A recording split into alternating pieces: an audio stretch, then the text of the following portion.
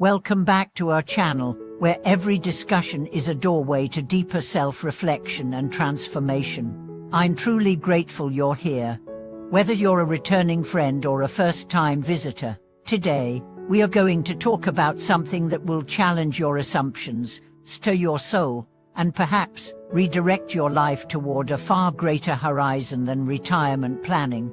Ask yourself this: you've bought insurance for your elder years, but have you invested in your eternity? We live in an era where financial planning is praised as wisdom. From a young age, we are taught to prepare, save for college, invest in a home, build a retirement fund, secure life insurance. These actions are seen as responsible, forward-thinking, even noble. But there's a silence around something much more important: what happens after this life? What if you've secured every worldly protection, but forgotten to prepare for the only inevitability, death? This isn't about fear. This is about awakening. About recognizing that true security is not found in bank accounts, but in your consciousness. Not in policies, but in your perspective. Not in numbers, but in your noble efforts towards self-mastery. Let's begin by reframing the idea of insurance. Traditional insurance is based on risk management. It doesn't prevent aging or accidents, it merely softens the financial impact. But spiritual insurance works differently. It doesn't wait for a crisis. It transforms you so deeply that when crisis comes, you are not broken, you are prepared. Spiritual insurance is cultivated through daily mindfulness, compassion, ethical living, self-inquiry, and above all, a persistent awareness that life is impermanent. It reminds you that everything you now hold dear, your youth, your home, your relationships, even your body, will one day be gone, but what you build within, your clarity, your courage, your kindness, these are eternal investments. Imagine two people. One spends their entire life earning money, buying homes, investing in stocks. At 65, they retire comfortably, but they've never meditated, never questioned who they really are, never reflected on what happens after death.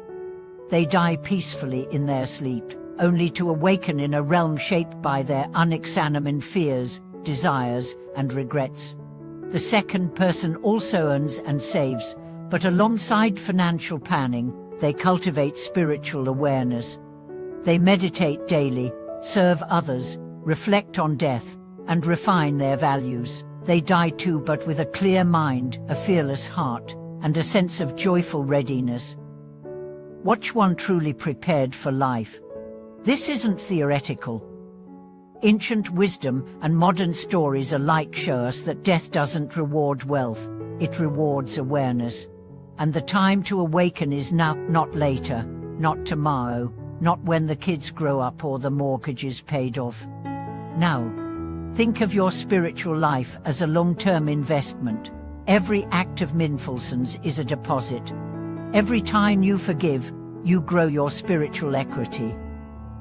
Every time you face pain with grace, you're building a fortress of inner strength. Every breath taken with awareness is a premium paid toward your peace beyond this life. Let's talk about the policy itself. What are the terms? What activates your spiritual protection? It's not paperwork, it's not rituals done for show, it's not even having the right beliefs. It is deep, consistent, intentional living. It's knowing that how you live shapes where you go next, not because of punishment, but because of resonance. You become what you practice.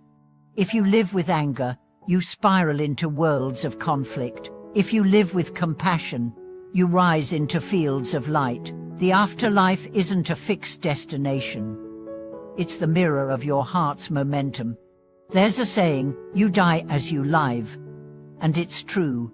Death is not a break in your story. It's the next chapter written by your actions, thoughts, and intentions in this one. Many people say, I'll focus on spiritual matters when I'm older. But old age is not guaranteed. And even if it arrives, habits don't change overnight.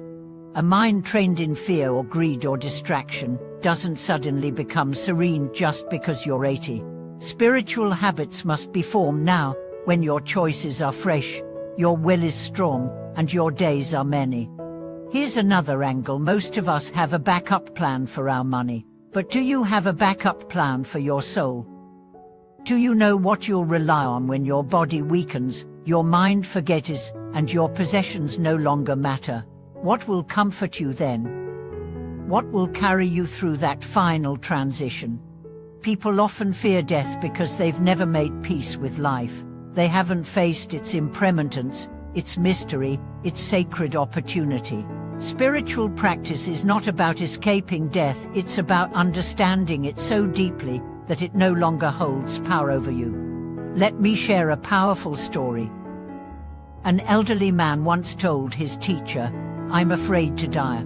The teacher said, "Then practice dying." The man was confused. "How do I do that?" The teacher replied, "Let go of attachments now. Let go of your anger. Let go of your opinions. Let go of your need to control. Every moment you release something, you die a little, and in that dying, you prepare for freedom." That is the real meaning of spiritual insurance. Not preserving what you have, but preparing for what you cannot see. Letting go, not holding on. Trusting the unknown, not fearing it. Embracing the eternal instead of clinging to the temporary. So how do you start? By asking yourself, if I had just 1 year left to live, how would I live it? Would you chase more money? Or would you mend relationships? Would you worry about appearances? Or would you seek meaning? Would you spend hours on a screen? Or would you sit in silence, listening to the whisper of your soul? Your answers to these questions are your guide. They are the blueprint of your inner policy, the one that determines whether you die in peace or panic, in grace or grief. And don't think you need to be a monk, a mystic, or a saint to do this. You simply need to be honest, brave, curious, open to the truth that something in you is already eternal, something in you already knows. Your job is to listen. And as you listen, you will begin to see that this life is not a problem to solve, but a gift to unwrap. That death is not an enemy to fight, but a mystery to embrace. That your true self does not end, it expands. Thank you so much for walking with us through this profound reflection.